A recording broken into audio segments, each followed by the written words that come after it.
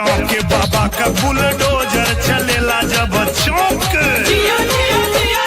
UP से गायब भइले ओए ओए